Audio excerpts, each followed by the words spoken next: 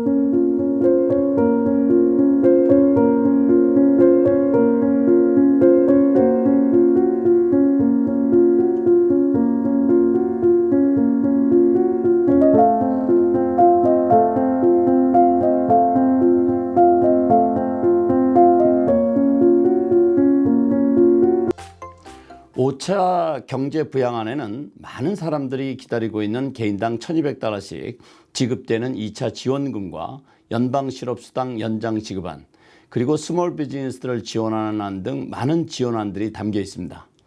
이미 알고 계시는 것처럼 이런 지원안들은 민주당은 3조 4천억 달러, 그리고 공화당은 1조 1천억 달러 속에 담겨 있습니다. 하지만 양측이 제안하는 안 내용과 지원의 크기가 서로 달라서 이 격차를 줄여서 합의를 보려는 미팅을 지난 주말 합의 불발 이후에도 오늘까지 이어왔지만, 민주당은 공화당의 자세를 비난하고 공화당은 민주당의 태도를 비난하면서 결국 트럼프 대통령이 협의 중단을 제안하기에 이르렀습니다. 결국 지난 수주의 협상 과정은 서로의 입장이 현격하게 다르다는 것만 재확인한 것으로 마무리되는 것으로 보입니다. 아시다시피 지난 8월 8일로 PP 응자는 완전히 마감되었습니다.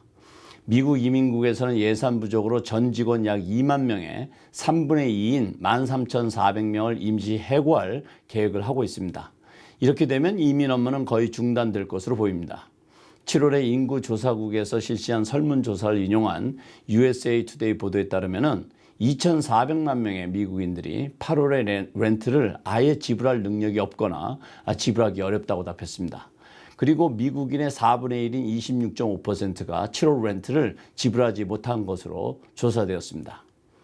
그리고 이미 지난달 말로 연방정부에서 지원해온 PUA, 실업수당 $600가 중단되었습니다.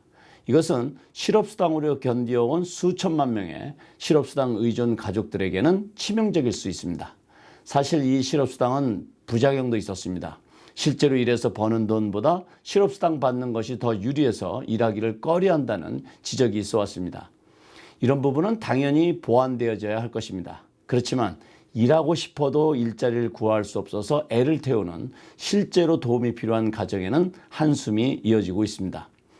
현재 양당의 큰 이견을 보이고 있고 좀처럼 서로 양보하지 않으려고 하는 사안은 실업수당 지원의 크기, 주정부와 로컬 정부 지원, 선거와 미국 우체국 자금 지원 부분입니다. 이런 예산을 확보하기 위해서 민주당은 1조 달러를 양보한 2조 달러 규모의 안에 동의할 의사가 없으면 아예 협상을 하지도 말자는 입장이고, 재무장관은 이런 민주당에게 협상의 의지가 없다고 말하고 있고, 이것에 대해서 민주당에서는 공화당 사람들은 코로나 바이러스에 대한 심각성과 미국인들의 필요가 어떤 것인지 제대로 이해하지 못하고 있다고 서로가 서로를 비난하고 있는 것입니다. 이런 가운데 미치 맥코넬 상원의장은 9월 8일까지 상원 휴회를 정식 언급하고 그 전에 협상이 이루어지지 않으면 9월 8일까지 휴회한다고 선언했습니다. 현실적으로 이번 주에 협상이 이루어지지 않으면 상원의 휴회는 물론 다음 주부터 2주 동안 양당은 내셔널 컨벤션을 갖게 되어서 협상의 답보가 이어질 가능성이 높습니다. 어쨌든 협상이 이루어지지 않자 트럼프 대통령은 행정명령에 서명했는데 이 행정명령의 시행에는 적지 않은 시간과 법적 문제 그리고 실행하기 위한 절차나 방법에 상당한 혼선이 예상되고 있습니다.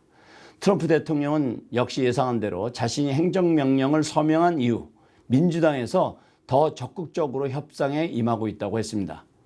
그렇지만 현재까지 결과는 협상 불발입니다. 그리고 서로의 이견만 확인했습니다. 지금까지 협상은 민주당에서 낸시 펠로시 하원의장과 상원의 마이너리티 리더인 척 슈머 상원의원 그리고 공화당 층에서는 문우신 재무장관과 백악관 수석보좌관인 마크 메도우스가 대표로 협상을 이끌어 왔었습니다.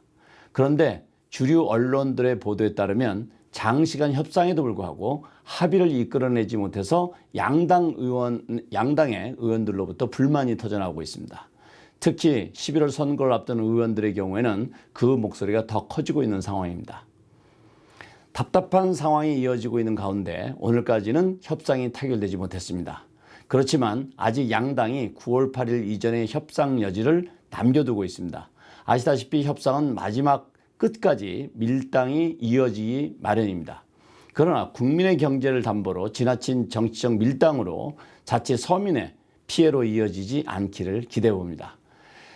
이번 주말 또는 다음 주 중에라도 극적인 타결이 이루어지길 희망해 보면서 오늘은 공화민주 양당의 협상 결렬에 대한 업데이트와 향후 전망을 이해해 보았습니다. 오늘은 여기까지입니다. 감사합니다.